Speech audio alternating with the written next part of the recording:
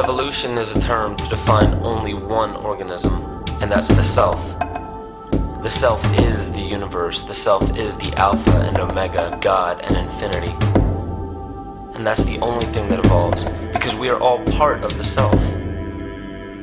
Nothing goes through an evolutionary process alone, or without direct benefit to the whole. So when you begin to think that there's this controlling elite, this controlling hand behind the curtains leading the planet to destruction, when you think the end is near, the apocalypse, Armageddon, and when you think we as a species are doomed, it is not they, it is you that brought this about. And for a very good reason. You are evolving. Stop blaming everybody and everything else. Quit panicking about global tyranny and natural disaster and pay attention. Because the world is telling you something. It's telling you exactly what is wrong with you and how to fix it.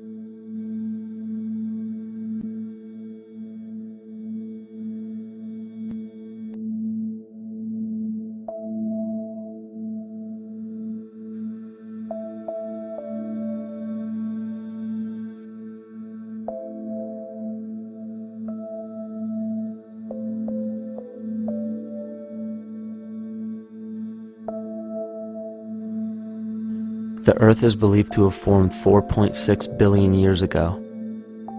Within the first 150 million years, it began cooling and releasing gases from the lithosphere, which created the earliest forms of the Earth's atmosphere. Prior to the creation of this atmosphere, the sun's ultraviolet radiation made for uninhabitable conditions. But as the Earth cooled further, water condensed in the atmosphere and oxygen accumulated, making way for organic compounds. This spawned single-celled organisms and then plant life. And down through time, the evolutionary chain continued. And then we arrive at a species that does not seem to fit as well as the rest. Homo sapiens' gestation period of 9 months mimics the 3.8 billion year evolution of all life on Earth. The human embryo repeats the evolution of all species.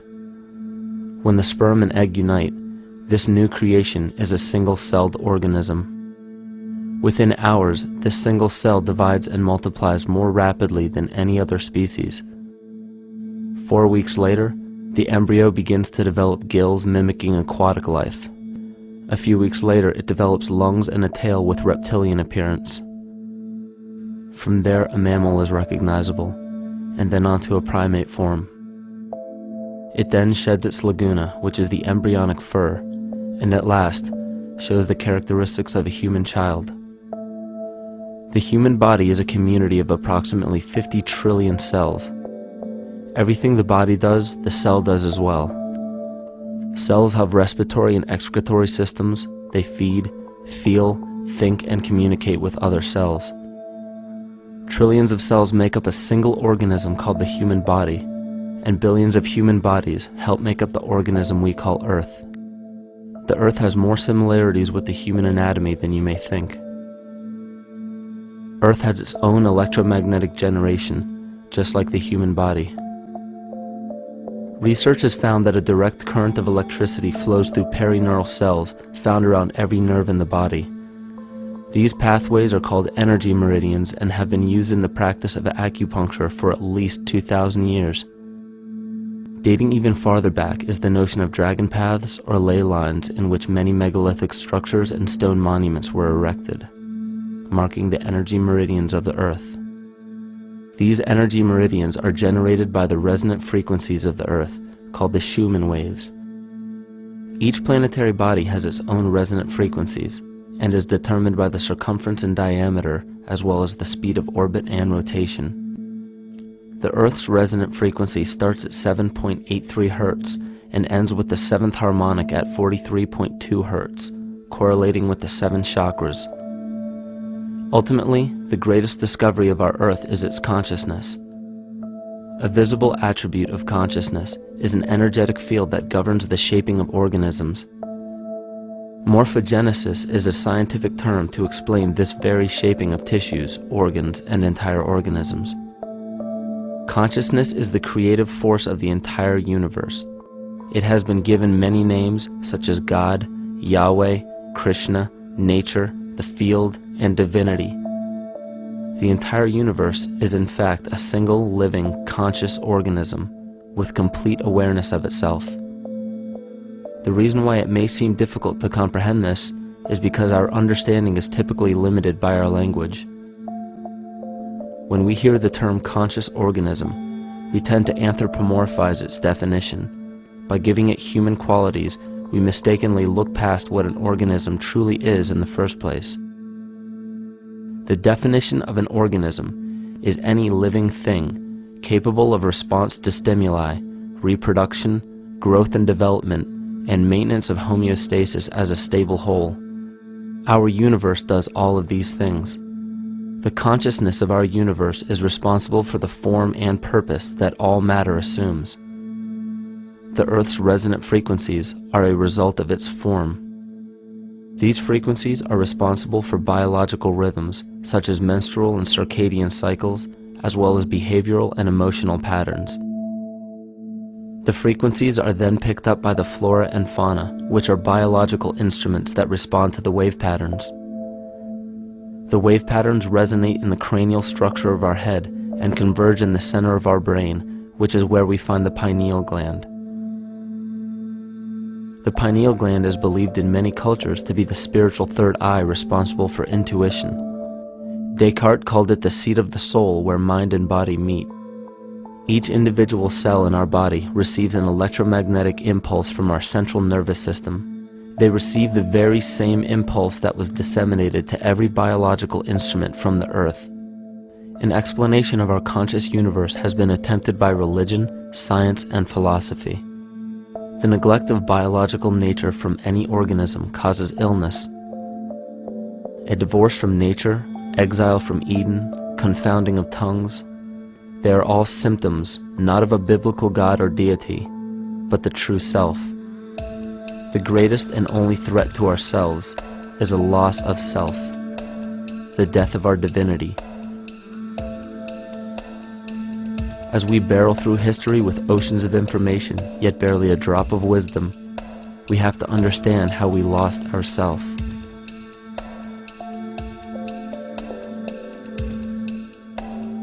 In sacred texts and ancient scriptures left by our ancestors, we find an incredible link between stories of creation, a great flood, the war of the gods, the Messiah dying for the sins of man, end-time prophecies, and similar characters. These correlations show up in myths from cultures that supposedly had no contact with one another due to distance in geography and time. The common thread we find that connects all of mythology has its roots in the stars. One of the most revealing accounts is the battle of the gods in heaven and the ensuing flood. In the Bible, Lucifer rivaled the Lord and was defeated and cast down to earth. In the creation myth of the Enuma Elish, we find a similar story of Tiamat being defeated by Marduk and cast down to the abyss of Apsu. In chaos, Tiamat, the mother of them both, Apsu and Tiamat's waters were mingled together, meaning that the chaotic waters of Tiamat were somehow mixed with the sweet waters of Apsu. Apsu was the Sumero-Akkadian god of the abyss beneath the earth. Tiamat, also known as Lucifer, was known as a serpent or dragon and was defeated by Marduk. Marduk was the father of Nebo or Mercury, and Mercury is the same mythological character as the Zoroastrian Mithra, the Egyptian Hermes Anubis, and the Gnostic Hermes Christos. The most recent version of Mercury, however, is the Archangel Michael in the Bible, who defeated Lucifer and sent him to the abyss of the earth, or hell. This story is steeped in astrological significance in the Bible and in many other ancient scriptures. This leads to an event in history that is recorded by many researchers regarding the cosmic upheaval and historic deluge. William Commonus Beaumont states, "The flood immortalizes the collision of a fallen planet, later termed Satan, actually a cometary body with our Earth." Consider what this reveals. He postulates that a planet, later termed Satan, fell to the earth, creating the flood we see recorded in the Bible and other myths. Lucifer, or Tiamat, was a planet known to ancient cultures as the Glistening One, the dragon of chaotic salt waters.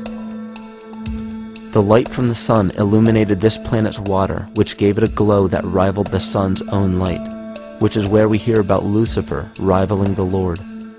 The Lord in this case being the sun, which sustains and gives warmth to the earth. The planet Tiamat, or Lucifer, was destroyed by a cataclysmic event that hurled the watery planet to the abyss of the earth. In the book of Enoch, it reveals, "And behold, a star fell from heaven, and when it fell to earth, I saw how the earth was swallowed up in a great abyss." The myth of the Ute Indians states, "The sun was shivered into 1,000 fragments, which fell to earth, causing a general conflagration. Then Tawats fled before the destruction he had wrought. And as he fled, the burning earth consumed his feet, legs, body, hands, and arms, until at last, swollen with heat, the eyes of the god burst and tears gushed forth in a flood which spread over the earth, extinguishing the fire." This myth resembles the translation of the Enuma Elish by Stephanie Daly in her book Myth from Mesopotamia, which explains that Tiamat's eyes became the source of the Tigris and Euphrates rivers. As written in the book of Revelations, "And there was a war in heaven. Michael and his angels fought against the dragon, and the dragon and his angels fought back. The great dragon was hurled down, that ancient serpent called the devil, or Satan, who leads the whole world astray. He was hurled to the earth." The Roman mythology of Ovid gives the story of Phaeton, which happens to be another name given to the watery planet Lucifer, or Tiamat. This story reveals that Phaeton was a child of the sun and wished to become the sun for a day. Phaeton attempted this feat, and eventually Jove, who is also known as Marduk, destroyed Phaeton, sending him crashing to the earth in flames and put out by a tremendous flood of water from a river unseen before.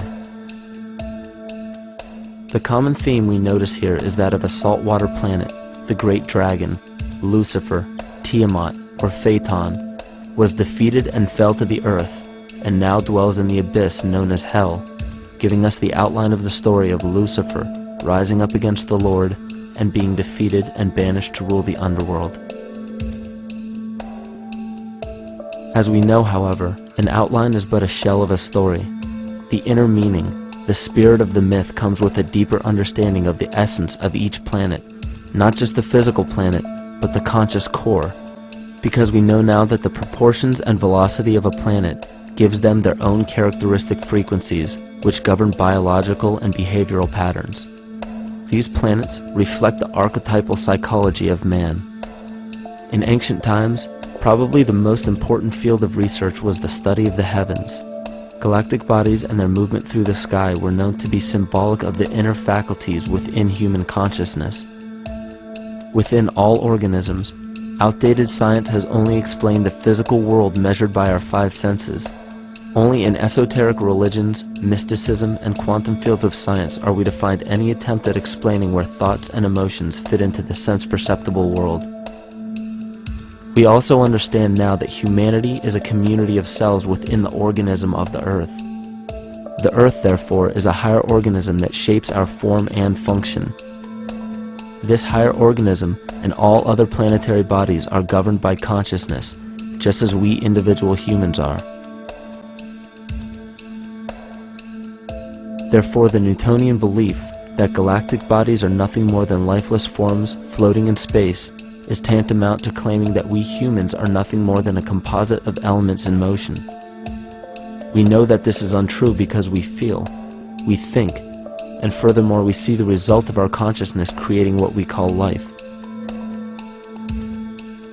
Plato wrote, "This world is indeed a living being, endowed with a soul and intelligence, a single visible living entity containing all other living entities, which by their nature are all related. Furthermore, the cosmos is a single living creature which contains all living creatures within it." And in an article out of the Sufi journal, the author writes, "The world is a living spiritual being. This was understood by the ancient philosophers and the alchemists who referred to the spiritual essence of the world as the anima mundi, the soul of the world." In scriptures, we hear of the claim that angels guide the inner soulful actions of people, or that the gods wield influence over man. Most ancient spiritual and scientific teachings held the belief that the hierarchies of the gods, angels, archangels, archai, all the way down to the cherubim and the seraphim, are the hierarchies within the human psyche. In this way, we must understand that when the whole of ancient myths and sacred scriptures speak of spiritual influence from a higher being, they were speaking of archetypal forces that are inherent within us, not an influence from an external source. This is where we begin to see the relevance of astrology as an ancient form of science that resurfaced in the 19th and 20th centuries under the name of psychology. Friedrich Nietzsche even stated, "As long as you still experience the stars as something above you, you still lack a viewpoint of knowledge." This is astropsychology and maps the inner faculties of the psyche. In pre-Christian times, there were schools known today as the mystery schools or the mystery religions. The messages encoded in the scriptures and ancient archaeology came from adepts of spiritual science. The intent was to teach the initiates the deeper meaning of these myths. What became later termed as Lucifer, Satan, or the devil was representative of the ego which rivals the Lord, the representative of the self.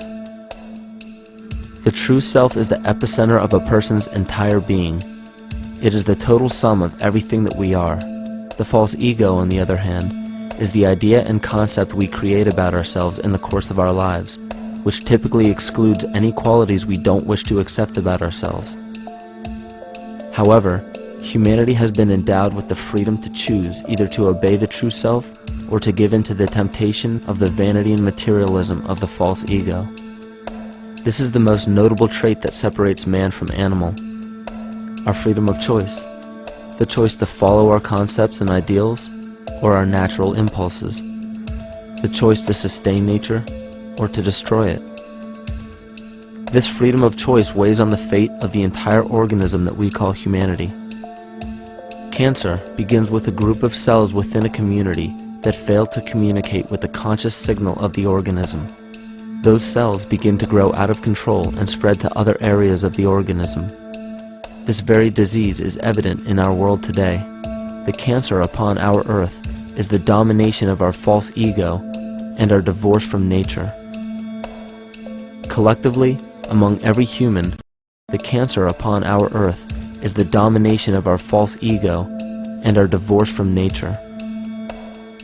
Collectively, among every human, vanity leads to segregation and competition.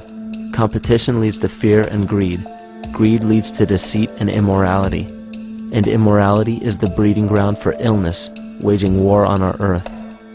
Every act of hatred and destructiveness in our world begins with self-hate and self-destructiveness. And it all begins with a breakdown in communication.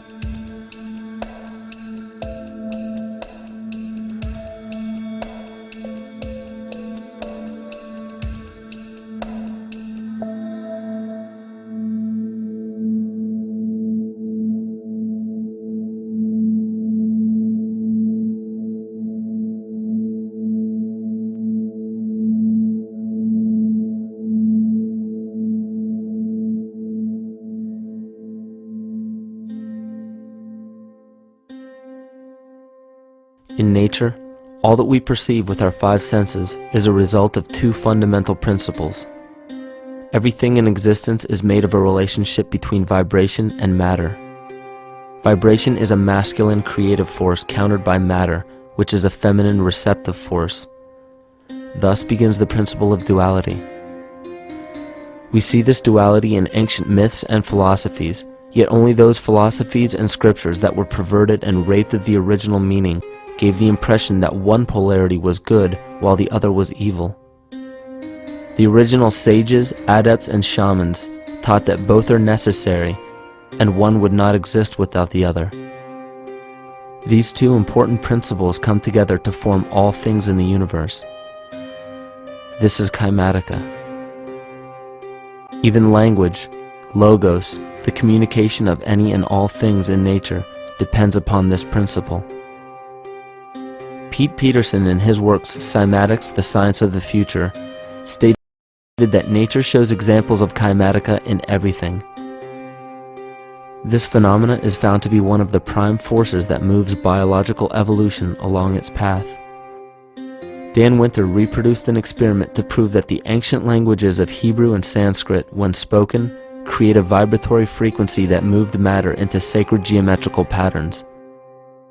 Upon further investigation, Hebrew, Sanskrit, Aramaic, Arabic, and other elder dialects have older roots in a parent language of Gaelic and quite possibly an even earlier origin. In Swami Murugesu's The Science of Mantra, he claimed that when a person chanted specific words in Sanskrit while filming a burning candle, the intensity as well as the color of the flame would change due to the frequency that the word would emit. This same science has been shown to lower and raise blood pressure. And in his own words, certain sounds can affect their circulation and nervous system.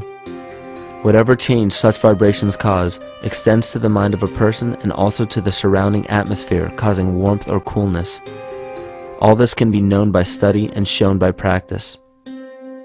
This rediscovered knowledge of the science of sound shows that sound is something more than mere vibratory signals. Not only does sound interact with life, but it sustains and develops it. It acts as a conduit of conscious intent between people, societies, and entire civilizations. Yet the psychic illness we endure due to the domination of our false ego is reflected in the collective. Our psychological schism has shut us off from communicating correctly with our inner self, which is exactly how cancer cells within the body operate. In the collective, we have created a language barrier between humanity and the rest of nature, acting as a global cancer. Recorded in history, the efficacy of the ancient languages has been severely uprooted. The alphanumeric translation from Hebrew to English shows a complete reversal of the two languages, giving the cymatic effect unnatural results. Dr. Leonard Horowitz stated in his work on DNA, 1/3 of the sensory motor cortex of the brain is devoted to the tongue, oral cavity, the lips, and speech. In other words, oral frequency emissions spoken or sung exert powerful control over life, vibrating genes that influence total well-being and even evolution of the species. A degradation of language in this case is shown to affect biology. If something as basic and important as language can be degraded and devalued to such a degree, yet never questioned, what else might we be missing? Think of an aspect of your life that dictates the limits of your freedom. Government and law enforcement, insurance and pharmaceutical companies, taxes, building permits, driver's licenses, and more. There are hundreds if not thousands of stipulations, regulations, and boundaries on our freedom. And out of the ones that were just mentioned, how many have you researched to find out whether they apply to you or not?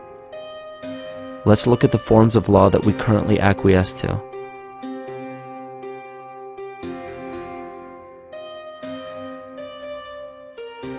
A common misconception among people is that any rule or regulation that governs them falls under one category: law. But there are many other forms of law that people abide by without realizing that they simply do not apply to them. Another misconception is that a nation's constitution gives us our rights. A constitution does nothing more than list the rights that we already have. We are born with inalienable rights, endowed to us by our Creator. They are not given to us, and they cannot be given away. The most a person can do with a right is choose whether to exercise it or not. Maritime admiralty law is what's known as the law of the water. It is superseded by civil law and only applies to those who willingly contract themselves into it. The definition of admiralty law is a body of private international law governing the relationships between private entities which operate vessels on the oceans. Let's look at how and why a form of law that is fashioned to govern corporations, businesses, and vessels has imposed its rule over natural human beings.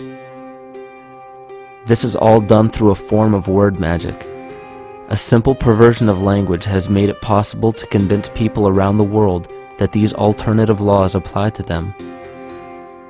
One of the predominant beliefs in modern culture is that licenses, permits, registrations, and other forms of documentation are required to operate motor vehicles, use public roads, build structures and establishments, engage in free enterprise, and much more.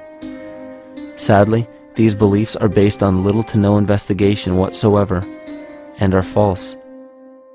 This belief structure is perpetuated by maritime admiralty law.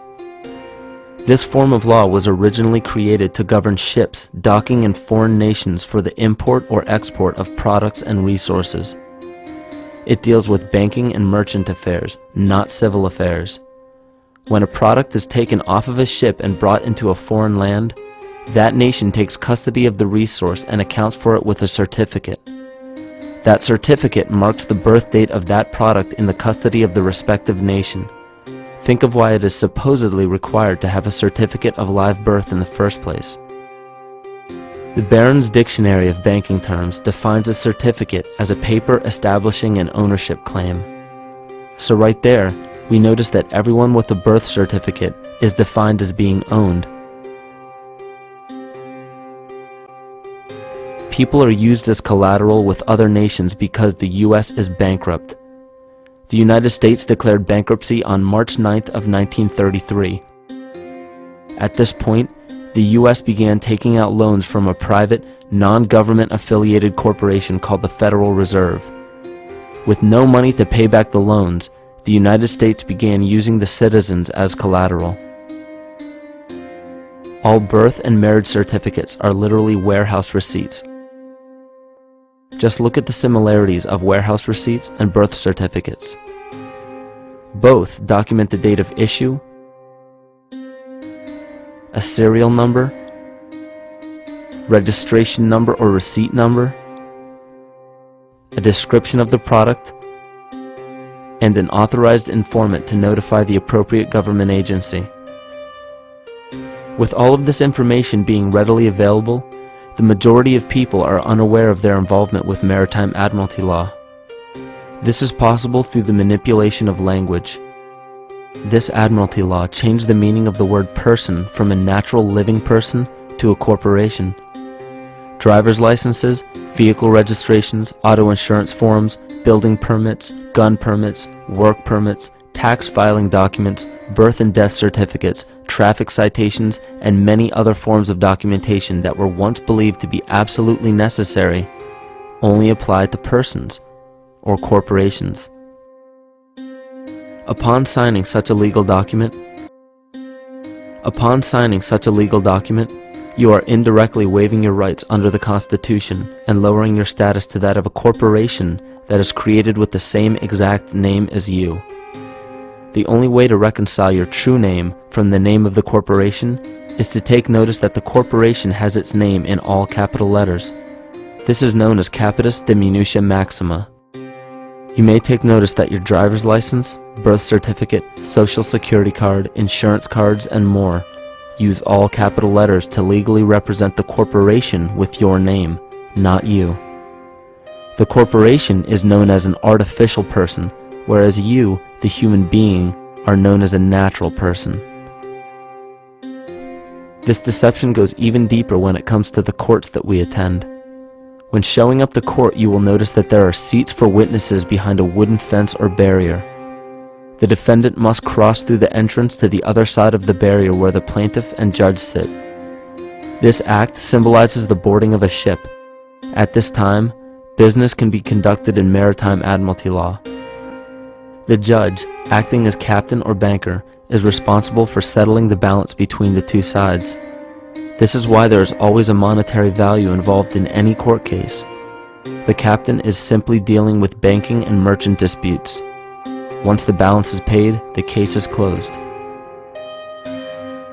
To turn the court case away from admiralty law where your rights are not protected, you must avoid agreeing to represent the artificial person.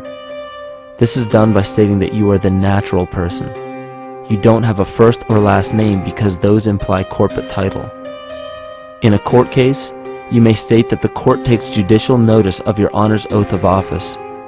Every judge must take an oath of office to practice law, yet you must make it clear to the court and the jury that the judge is acting as judge and not banker. Remember that you are a natural human being of the earth. You are not governed by anything but your own consciousness. Laws are created within a society. The society that created the laws we see being enforced today is called the Law Society.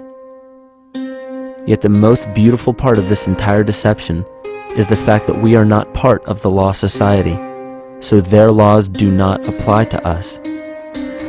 Judges, lawyers, and law enforcement officers, they're all part of a society. Within that society, they've created their own language that's deceptively similar to English. They have these little things called statutes, acts, and regulations that seem like laws, but they really only apply to those within their society. So that basically means all the traffic violations, minimum age requirements, and everything except for damage to another person or their property doesn't really apply to the natural person. Laws only apply to those within the Law Society. The game being played is an illusion. You can simply choose to open your eyes and reclaim the freedom that you were born with, bound by nothing but the limits of your imagination. These are just a few examples of assuring that your rights are being protected. By far, the most important line of defense against this deception is to be aware of the perversion of language, and be absolutely aware of how you form your beliefs and concepts.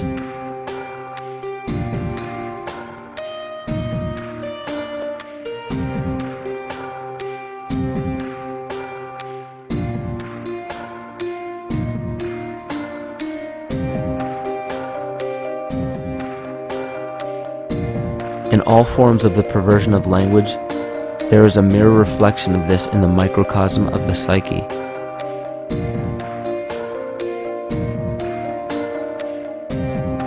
And the problem I see with humanity today is we don't truly know ourselves anymore. We have the 9-to-5 job, we have the house, the children, the bills, the television, the hobbies, and the errands that we run every single day, and we eventually begin to believe that this is who we are.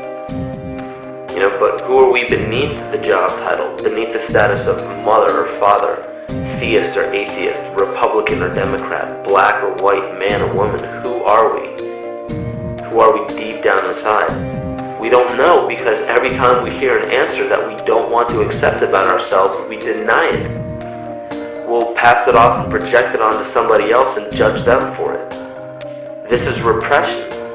And we see what repression can do to us on an individual level, but what about on a collective level of humanity? What happens when the whole world refuses to see what they truly are on the inside?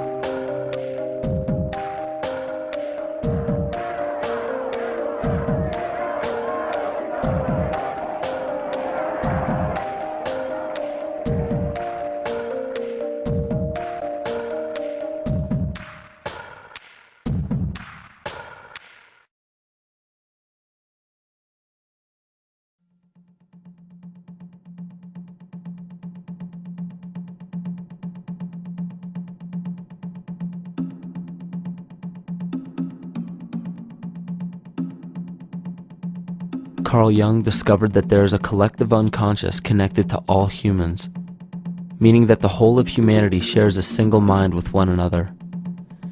This is evident in the world through accounts of shared mythology and symbols, the study of morphic fields, and with the science of kinesiology. This collectivity is a global example of the unconscious mind of the human body, in which trillions of cells share a similar signal. This parasite, called our false ego, requires a continuous flow of sustenance to survive. food, fuel, and any other form of sustenance is energy. Human consciousness is an electromagnetic field of energy. When this potential energy is utilized, it then releases kinetic energy, which is used to perpetuate the false ego. This scenario occurs in the smallest parasitic organisms, all the way to a collective organism called humanity. A parasite will release chemicals that cause the host to crave the sustenance that the parasite needs to survive. As long as the host is unaware, it will keep feeding the parasite and starving itself. In a similar way, Wilhelm Reich stated that whole societies suffer from a psychosis caused by starving our organic biological impulses. He states that sexual suppression supports the power of the church, which has sunk very deep roots into the exploited masses by means of sexual anxiety and guilt. It engenders timidity towards authority and binds children to their parents. This results in adult subservience to state authority and to capitalistic exploitation. It paralyzes the intellectual critical powers of the oppressed masses because it consumes the greater part of biological energy. Finally, it paralyzes the resolute development of creative forces and renders impossible the achievement of all aspirations for human freedom. In this way, the prevailing economic system, in which single individuals can easily rule entire masses, becomes rooted in the psychic structures of the oppressed themselves.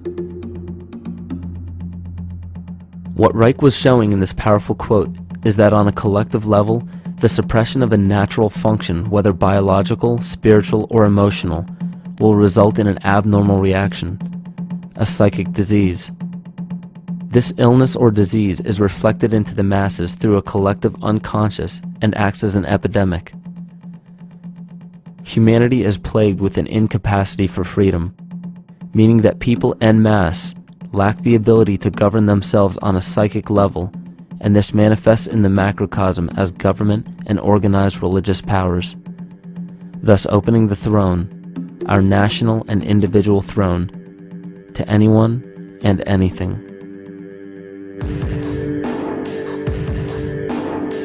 Enter the infamous rulers of the earth, the patriarchs of civilization, political, social, economic, and spiritual dictatorship, psychic tyranny. This simple illness within our psyche, this lack of responsibility and neglect of basic human freedom, has made way for every tyrant that has ever held rule over people on this planet.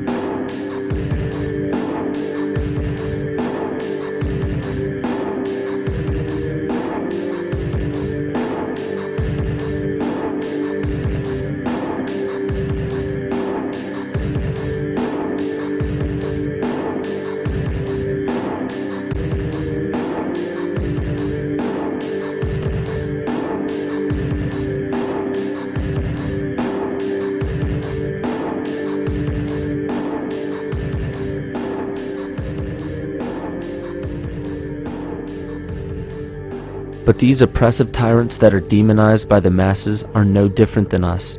In fact, they are one with us.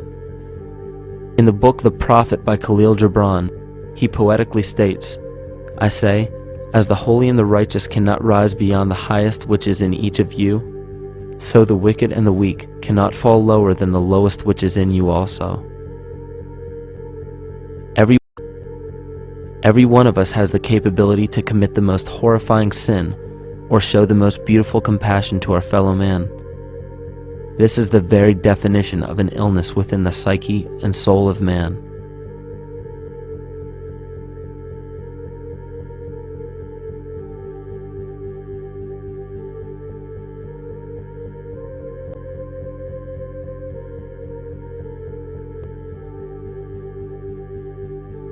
Think of any position of power that you believe to be above you.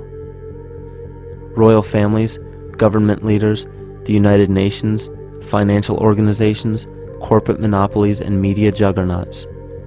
These are all facets of our false ego. They are the physical advent of our own sickness. They require our conscious participation, our conscious energy to survive. Because without our cooperation, without supplying them with the sustenance of complicity, they starve. Their very nature depends on our desire to be ruled. And a typical symptom of the illness among humanity today is our continuous denial of our illness. Repression. We consistently repress those qualities we choose not to accept about ourselves. This is why it is so difficult to see the false ego and its multiple manifestations for what they truly are.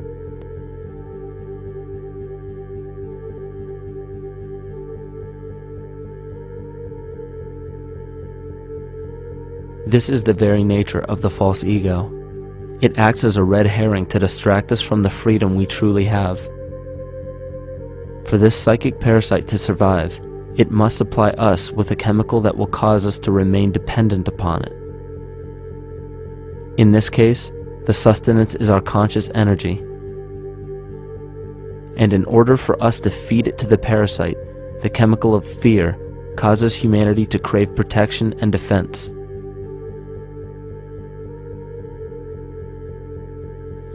The functions of the body to survive can be broken down to two basic functions for any organism to survive. You have to be able to grow, maintain yourself, take care of your biology, but you also must be able to protect yourself, so that if you're just growing and you can't protect yourself, you'll become food for something else. So the survival involves a balance between growth and protection. Through the history of human civilization and through human evolution, we recognize that our nature is to be in a state of growth, and that our protection is only supposed to be used to, help us out of that threatening moment. You can't be in growth and in protection at the same time. So the significance is, when we see a need of protection, the stress hormones in the body shut off the blood vessels in our viscera or gut, which is the part of the body for growth. Well, the issue is, if you took the blood from the viscera and moved it out to the arms, then you left no blood in the viscera. That means no growth. But you're ready to fight. And when your fighting is finished, then the blood returns back to the viscera and you grow again. But in the world that we live in today, it's 24/7 fear.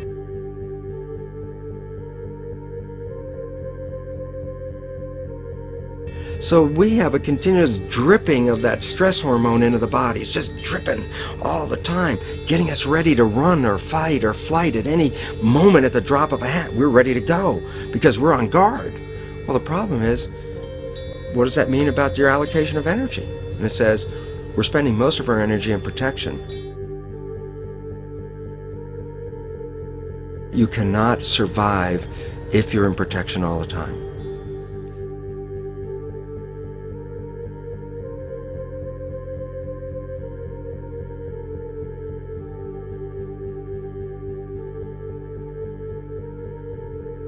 And if the parasite can control the nature of the fear, it can then create a fear among us that only it can defend us against. A recent physical manifestation of this comes from Zbigniew Brzezinski, former Secretary of State who also supported President Barack Obama. In his book, The Grand Chessboard, he states, as America becomes an increasingly multicultural society, it may find it more difficult to fashion a consensus of foreign policy issues, except in the circumstance of a truly massive and widely perceived direct external threat. Even the Reichsfuhrer of the Nazi Party, Hermann Göring, sums up this game of supply and demand perfectly when he stated, "The people can always be brought to the bidding of the leaders." That is easy. All you have to do is tell them they are being attacked and denounce the peacemakers for lack of patriotism and exposing the country to danger. It works the same in any country. It also works the same in every individual psyche. Just remember that the false ego has only one desire: to become greater and more powerful than the true self. This illness causes us to believe that we are separate from nature. This is why we see such a rise in the dependency of technology. This is why we see such little stewardship for the earth and the environment. And this is why we see bigotry, racism, sexism, and every other form of discrimination possible that leads to crime, violence, wars, and eventually, the global destruction of the organism. This endless state of fear, confusion, and segregation our world seems to live in is a symptom of the false ego creating a false threat.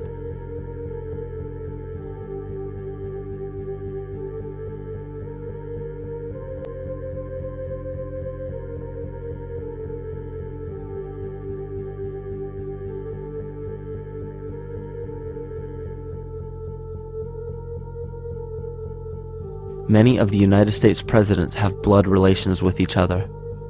The Bush lineage has blood ties to a great number of former presidents. George Washington, Millard Fillmore, Franklin Pierce, Abraham Lincoln, Ulysses Grant, Rutherford Hayes, James Garfield, Grover Cleveland, Teddy Roosevelt, William Taft, Calvin Coolidge, Herbert Hoover, Franklin Roosevelt, Richard Nixon, and Gerald Ford. Michael Tessarion points out in his work that Bush is closely related to every European monarch on and off the throne, and has kinship with every member of Britain's royal family. Bush's family tree can be documented as far back as the early 15th century. He has a direct descent from Henry III and from Henry VIII's sister Mary Tudor. He is also descended from Charles II of England. And we also find that George W. Bush is a direct descendant of Godfrey de Bouillon. Godfrey was the first king of Jerusalem after he recaptured it from the Saracens, which was the name for the Islamic faith during the Middle Ages. It is interesting to note that the current occupation of the United States in the Middle East was re-established by the same family, George Bush Sr. in 1991, and again by George Bush Jr. in 2003.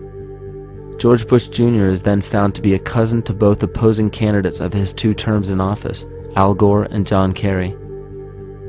Democratic President Barack Obama also has blood ties with George W. Bush, as well as Gerald Ford, Lyndon Johnson, Harry Truman, James Madison, and the British Prime Minister Sir Winston Churchill. On the opposing side of the 2008 presidential ballot, John McCain is descended from Robert the Bruce, King William I of Scotland, and also Godfrey de Bouillon.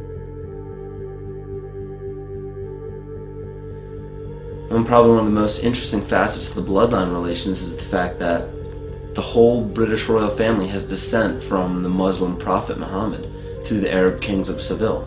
This bloodline was passed through the kings of Portugal, Castile, and eventually down to King Edward IV. And this is a very, very different story from what you hear the media pumping out every day, being this idea of lineal superiority. It's completely debunked according to the foremost authority of aristocratic lineage, Burke's peerage. And this just goes to show that there's the true story, and then there's the manufactured illusion, the front that's given to the public.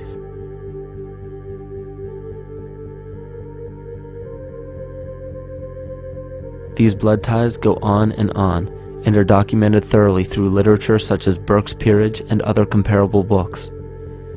The point of all of this is that we find not just the same people, but the same intent within the people who have held high positions of monarchy, dynasty, aristocracy, and democracy in the past and present, and they are all related by a physical and symbolic link.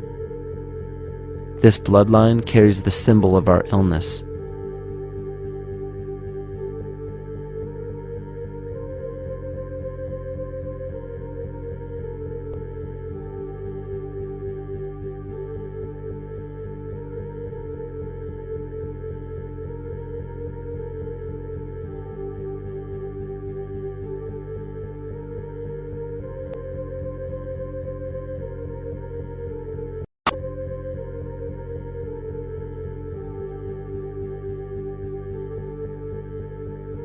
The symptoms of our psycho-spiritual illness are the wars, terrorist attacks, artificial or man-made disasters, and leader figures.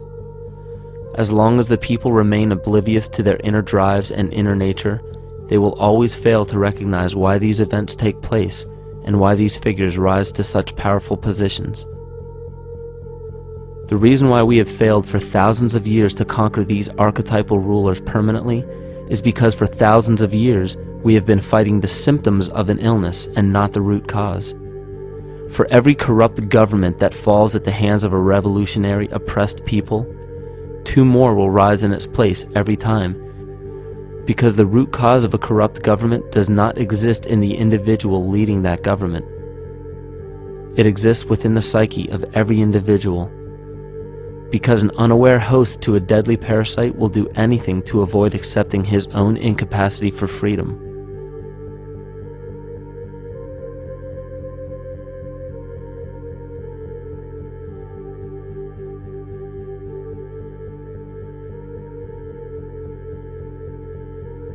We are so bereft of sanity in this world that those few who simply stop projecting onto others and begin facing their own demons are seen as neurotic.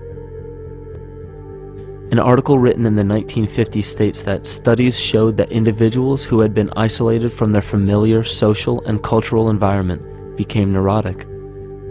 This shows that when those individuals had no object to identify their darker emotions with, they began to see these things in themselves, that which they refused to recognize before, and were unaware of why they appeared and how to cope. Facing our true inner self is virtually unknown in our world today.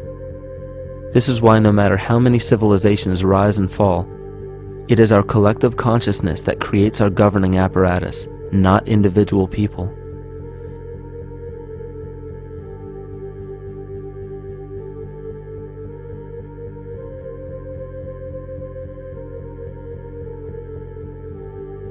And after countless attempts, you would imagine that people would realize that a physical retaliation may not be the solution. Yet here we are, thousands of years later, with technology that can clone DNA, vehicles that can break the sound barrier and probe the depths of space, and science that can overcome almost any sickness.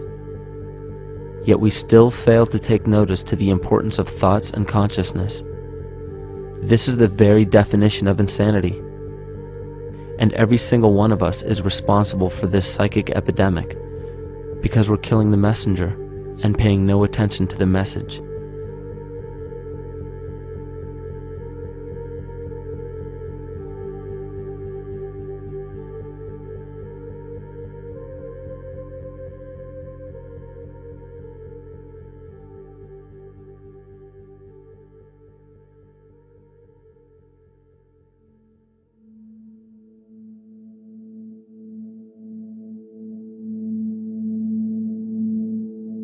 During the 1990s, 3 Nobel laureates in medicine advanced research that revealed the primary function of DNA lies not in protein synthesis as widely believed for the past century, but in electromagnetic energy reception and transmission. Less than 3% of DNA's function involves protein manufacture. More than 90% functions in the realm of bioacoustic and bioelectric signaling. So why is it important to know that DNA functions in bioelectric signaling? HeartMath Institute has discovered the heart and brain maintain a continuous two-way dialogue, each influencing the other's functioning. Although it is not well known, the heart sends far more information to the brain than the brain sends to the heart, and the signals the heart sends to the brain can influence perception, emotional processing, and higher cognitive functions. The heart also generates the strongest rhythmic electromagnetic field in the body, and this actually can be measured in the brainwaves of people around us. We are quite literally an electromagnetic expression of our highest cognitive function. The behavior of electromagnetism is evident throughout the world as dualism. All matter contains a negative and positive charge, which means organisms are built upon this foundation. The natural homeostasis of any organism is a balance of both polarities. Furthermore, research on emotional energetics shows that the heart's field is a carrier of emotional information and a mediator of bioelectromagnetic communication within and outside the body. Research shows our heart's field changes distinctly as we experience different emotions. It is registered in people's brains around us and apparently is capable of affecting cells, water, and DNA studied in vitro. Fear. The chemical supplied by a collective parasite creates a distinct bioelectric signal given off by the host. This signal is disseminated to the organisms within our community and will grow outward through the entire organism unless it is counterbalanced by an opposing force. Dr. Fritz Alan Popp discovered that the cells in our body communicate through biophotons, which are tiny particles of light that are single units of an electromagnetic field. This communication system within our body also exists between people in what's known as morphic resonance. This was known by the shamans, sages, and adepts of antiquity. These teachings were commonplace in prehistoric cultures. It wasn't by sheer chance that artistic expression and rituals were the cornerstone of every ancient civilization. Art was used as a personal method to exercise the shadow content of the psyche and introduce it to the conscious mind. This was very literally viewed as psychic therapy. Ritual was based around astrological dates. As we've learned, the study of the stars and planets reflect our own astropsychology. The shamans would perform rituals on astrological dates that would correlate with a circadian rhythm or a psychological cycle. These rituals kept the human participants aware of their inner self and prevented the repression of psychological content. As long as people were facing their inner demons and accepting them as their own, they were not collectively projecting them into the physical world. If you bring forth what is within you, what you bring forth will save you. If you do not bring forth what is within you, what you do not bring forth will destroy you. The progeny of our psychological disease began growing rapidly after a series of catastrophes forced the collective into a somatic state of fight or flight. This lowered the immunity of the population by introducing a state of immense stress. Our body becomes more susceptible to illness under stress. In this manner, humanity fell ill when entire bodies of land were swallowed up by the floodwaters. This uprooted many tribes, chiefdoms, and civilizations from their homes, and their ritual practices that were used as a conduit for psychic wellness were put on hold in order to survive the catastrophe and seek new homes. The shamans were spread to many new areas of the world. This information has been suppressed. We are made to believe that advanced civilizations such as ancient Egypt and the Mayans of Mesoamerica came about with no prior rudimentary remnants or evidence of evolving intellectual artifacts to bring them to their peak. We are meant to believe that their incredible knowledge of mathematics, astrology, agriculture, economy, polity, and architecture came out of nowhere.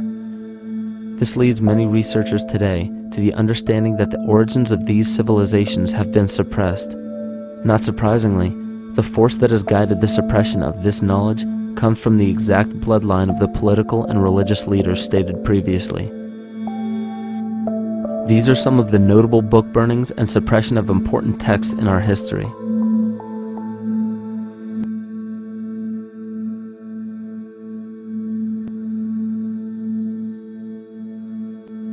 Yet after all of this suppression, there are still remnants of the dispersion of elder civilizations in nearly every country. There is tremendous evidence of ancient cultures visiting North America long before the conventional belief of European colonization. Barry Fell states in his book America BC, there are ancient inscriptions now being reported from nearly all parts of the United States, Canada, and Latin America, written in various European and Mediterranean languages in alphabets that date from 2,500 years ago. William Commonus Beaumont wrote, "The Toltec and Maya civilizations never originated on American soil, but appeared there full-blown, with a well-defined art and system of hieroglyphic writing which possesses affinities with Egyptian. It is found that there are thousands of prehistoric sites across New England and several other northern states showing inscriptions, carvings, and mounds created by Druidic mariners as far back as 800 BC. To suppress this information further, it was not only imperative for the bloodline to burn the documented texts containing true historical information, but to wipe out the cultures that derived from these ancient shamans. The most devastating genocide ever endured was and still is the annihilation of shamanic tribes. We've lost our traditional roots and don't know about ritual. The dragon dances and the ghost dances of the Native American Indians, what do you think that was all about? All the shamans of the world, when they do their rituals, they're doing that. Their work, harmonically through dances, is to strengthen the immune system of the earth. But they've been all murdered. So that was why in the 17th century, exactly the same period I'm talking about, there was an all-out agenda that when you come across indigenous people, you annihilate them. Columbus was sent on his expedition along with agents of the crown to disrupt the lives of the natives and seize mineral resources. He visited every island in the Caribbean, depleting the gold and taking as many slaves of the native Taino tribe as possible. 5 million natives were murdered within 3 years, according to Leah Trabeck. Within 15 years, the Arawak tribe of 250,000 was completely wiped out. The population of the United States prior to European contact was greater than 12 million. 4 centuries later, the count was reduced by 95% to 237,000. From 1494 to 1508, over 3 million people had perished from war, slavery, and the mines. Who in future generations will believe this? I myself, writing this as a knowledgeable eyewitness, can hardly believe it. My eyes have seen these acts so foreign to human nature, and now I tremble as I write. Another agent of the false ego bloodline was Hernando Cortez, who decimated the Aztec tribe and plundered their mineral resources. This again was the case through Cortez's second cousin, Francisco Pizarro, who conquered the Incan Empire in Peru. These atrocities are seen throughout Africa, New Zealand, New Guinea, East Timor, and are still seen today in Canada. This was a deliberate attempt to bury any surviving remnants of the ancient world and our true history. It is a naive mistake, however, to categorize and blame everything and everyone involved with politics or religion for this suppression of knowledge. It is only natural for people to crave spiritual understanding when there are so many manufactured missing links and perversions in the spiritual text today.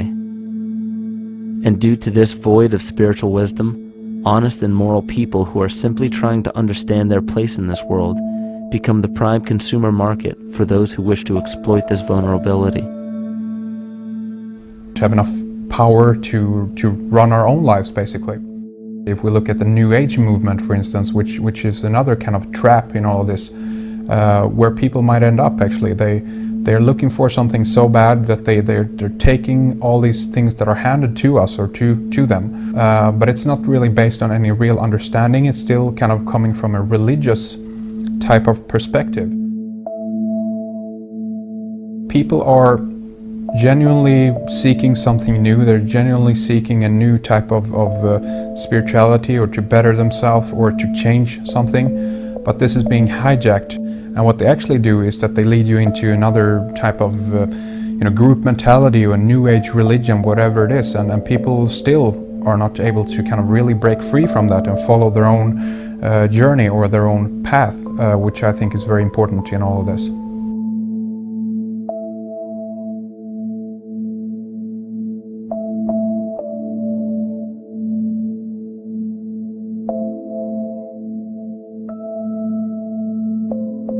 In the pre-Christian era, there were several cults of incredible power, most notably the stellar, solar, Saturnian, lunar, and mushroom cults. It is simple to see that worshippers of the lunar goddess comprised of the lunar cult. The worship of sun gods were indicative of the solar cults. The Saturnian cult, which consisted of Phoenicians and Canaanites, worshipped El or Eli. The biblical exodus of the Hebrews from Egypt showed that they entered Canaan and merged the lunar cult of Isis, the solar cult of Ra, and the Saturnian cult of El to form Isis, Ra, El, Israel. The old Israelitish cult and mythology, the Yahweh worship, the patriarchal legends, the sojourn in Egypt, and so on, are rooted in the religion of the sacred fungus, developed from the underlying fertility philosophy of the ancient Near East. The Jewish mitre, Muslim turbans, and military berets are derivations of the symbol of the mushroom cult. One of the first and most prominent, however, was the stellar cult, and a number of these ancient cults were created for shamanic purposes and earthly stewardship, yet some were taken over with different intentions. Just as you would imagine in any establishment of power, smaller cults formed within the main cults to worship individual deities. The cult of Mithras and the cult of Dionysus are two examples.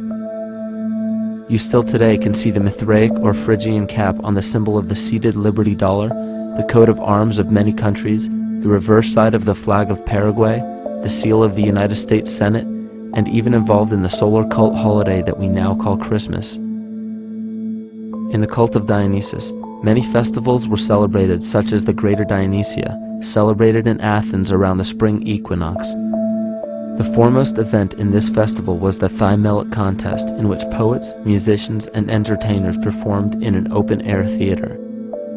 Musicians did not have to pay taxes, and members of the Artists Guild did not have to participate in military affairs. The cult of Dionysus is still alive to this day as the entertainment industry.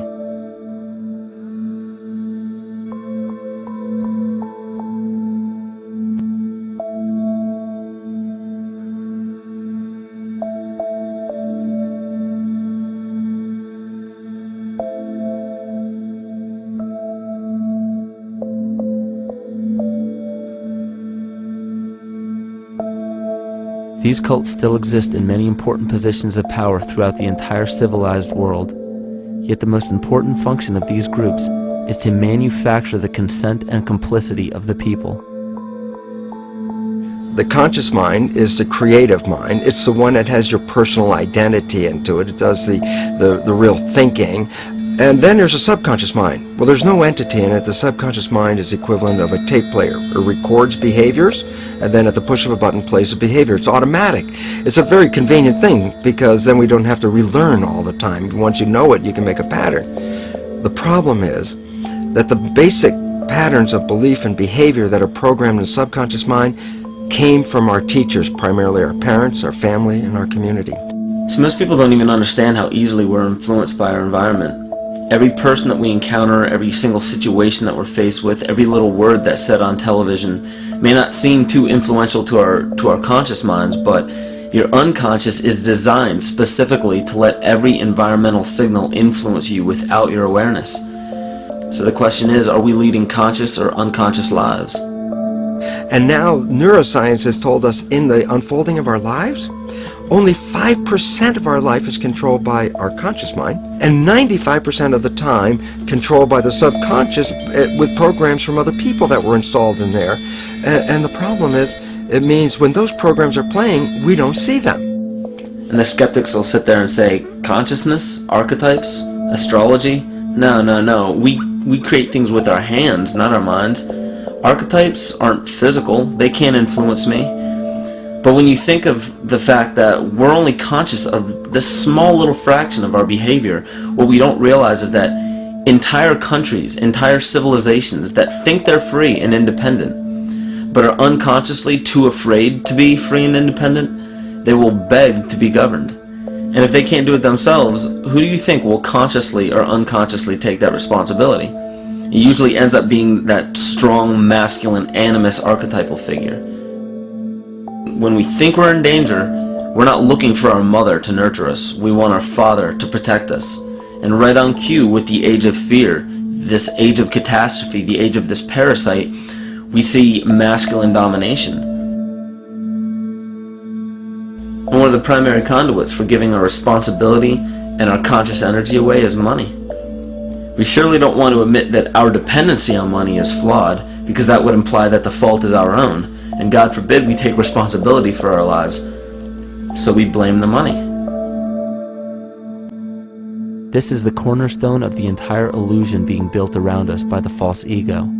Money is said to be the root of all evil, yet it cannot be evil because money is only a symbol. Symbols carry only the faith and spirit of the observer. This means that the symbol of paper money, yet it cannot be evil because money is only a symbol. Symbols carry only the faith and spirit of the observer. This means that the symbol of paper money evokes and surfaces the evil intentions and inherent flaw of our false ego. Money only exists because we agree to accept it as valuable. And to further illustrate our incapacity for freedom, we've given the control of our faith-based money to a private corporation instead of the federal government. There is no law stating that we have to use Federal Reserve notes as currency. We choose to because we fear the alternative: independence.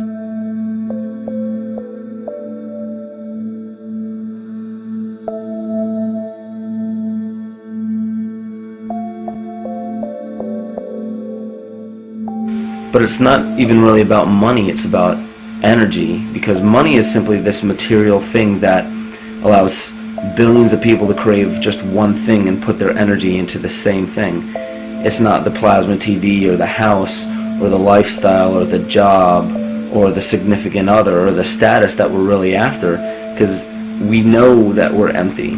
These people feel sadness and loneliness and void just like anybody else, and they either want to fill that void with materialism because they think that that'll make them feel better, or they want to sedate the void feeling with material possessions. So it all comes back to this feeling of having to put our dependency into an external source, something that we have absolutely no control over.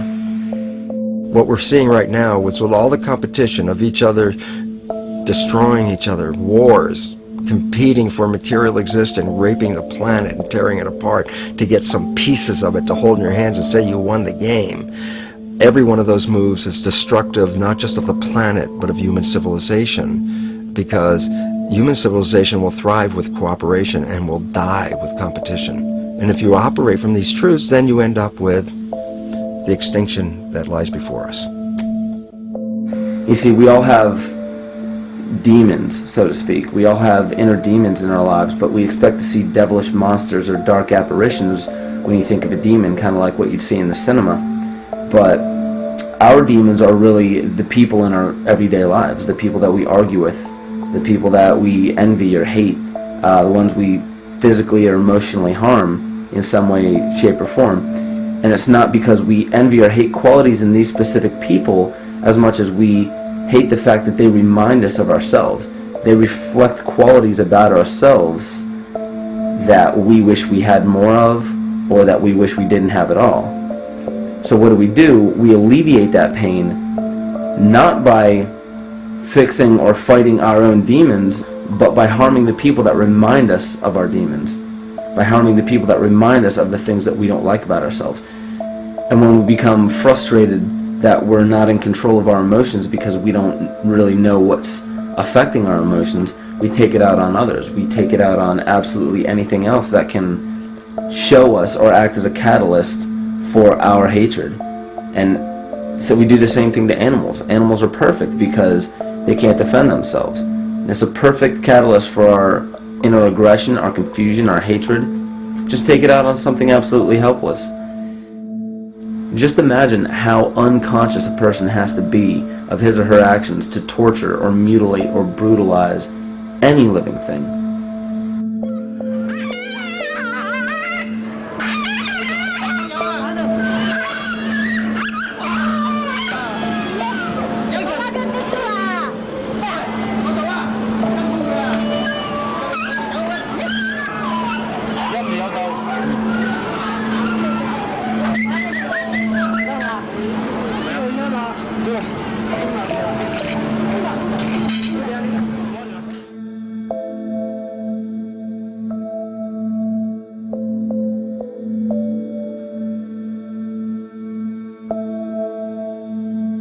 It goes down and he'll be here and we can, ouch, come on. He bit you. Bit of his tail. Is that common with their kids maybe? He's a big guy. That's a real...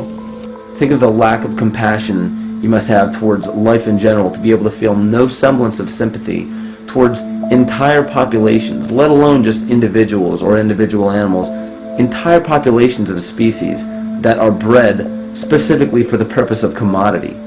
But I'll tell you what's even more dangerous is not so much the people carrying out this cruelty, because that's already been established. That form of hatred and cruelty has already been established and it's already known. What I'm really worried about is the people who are against inhumanity, the people who are against animal cruelty and feel self-righteous enough to think that it's justified to inflict harm or even wish harm on these people.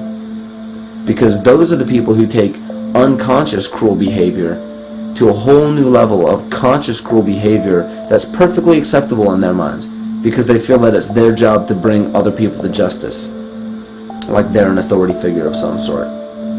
Those are the people who will have a much harder time figuring out why they harbor so much inner hatred and resentment. They don't seem to realize that it's just another form of the same exact hatred. So to keep from facing our inner demons consistently, what do? When we begin to realize, hey, wait a minute, maybe it's not alright to inflict harm on any other living thing, then the ego has to come up with a more esoteric form of cruelty to trick us into displaying the same form of self-hatred, the same indignant attitude, but just in another way and towards another group of people. But the emptiness will always find a way back in, and people will always start to feel restless again, no matter how many times they transfer blame to yet another person or yet another group. We need chaos in our lives. We crave destruction. We beg for catastrophe. Because if we don't have these things to act as a form of exorcism or a catalyst for us, we start to notice these things in ourselves, and that's what we don't want. You see, we can deal with wars.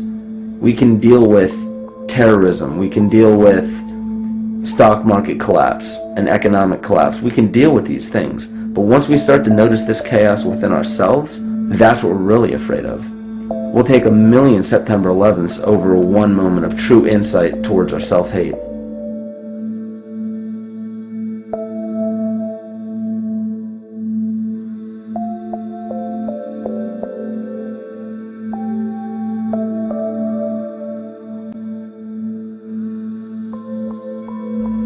And you know, the most interesting part of all of this is we encounter things every day, every single day, that we either accept with open arms or that we reject violently.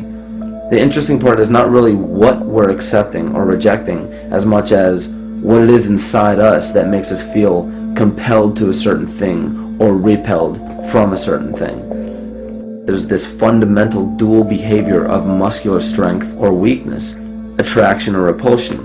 And what's interesting about this is when you realize that consciousness, awareness, that intangible essence that animates all matter into what we see around us as life, that is where you will find the origin of this dual behavior. It's been explained as the inhalation and exhalation of Brahma, the contraction and the expansion of Ahriman and Lucifer in an anthroposophical setting, the active and the passive qualities in electricity, the masculine and feminine qualities, yin and yang, existence and nothingness. These are all ways to explain the same behavioral process that begins with awareness, it begins with consciousness. And if you get rid of all the images and concepts in our minds of these sayings in your head and just try to feel the difference between the two polarities, you'll begin to notice that all of the different scenarios and possibilities that are playing out in the world all spawn from this common origin. You'll have 1,000,000 people telling you why the Bible is supposedly the Word of God and that you should follow it word for word. And then you'll have another 1,000,000 claiming that it's a form of mind control and not to believe any of it. Everybody will tell you to beware of this or watch out for that. This is good information, this is bad information. And I just have to wonder, what makes anyone an authority figure enough to say that something is true or false? And why are you denying or accepting anything based on the suggestion of another person? Why aren't you making that decision for yourself? Information is information. There's no such thing as good or bad information. It's all what you do with it. I say let everything be your Bible. Give every piece of information, every person, every event or scenario or situation an honest and open mind. Because then it's your responsibility to respond to it in the way that you choose. Not following the herd, not following convention, it's your responsibility. And that's the point when, no matter how many people tell you you're wrong or right, you're not dependent upon their approval. If we at least question our own actions, question our own thought process, and make a conscious decision to what we feel is right every single day, that's what I believe to be divinity. That's true shamanism. And that, to me, is what it really feels like to be alive.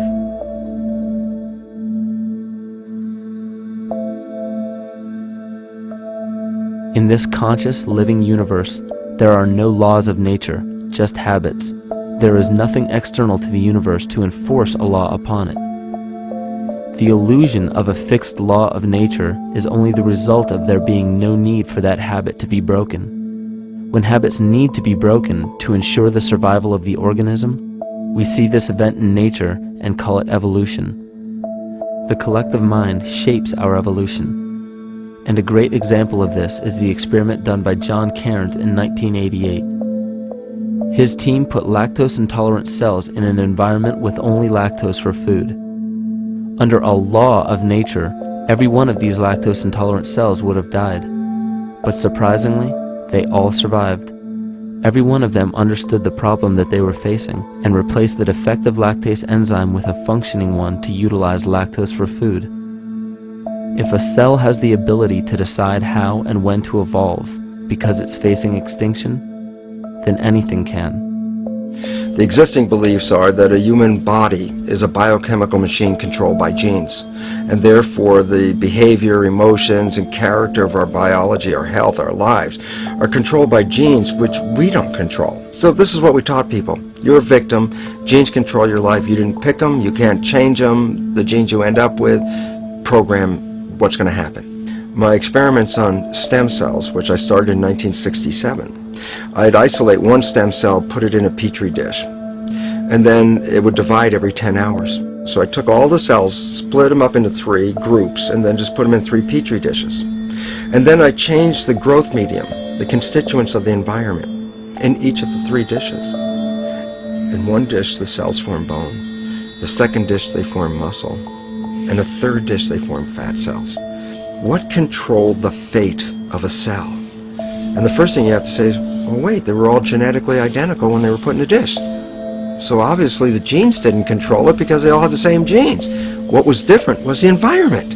And all of a sudden in my career it said, oh my gosh, here I am teaching genes control life, and the cells are telling me genes respond to life. And since you can control the response, you can control your life. It's how you read the environment, how your mind perceives the environment. And if you understand this, then you could lead yourself to the most wonderful expression on this planet, to be fully alive and fully healthy, just how you respond to the world.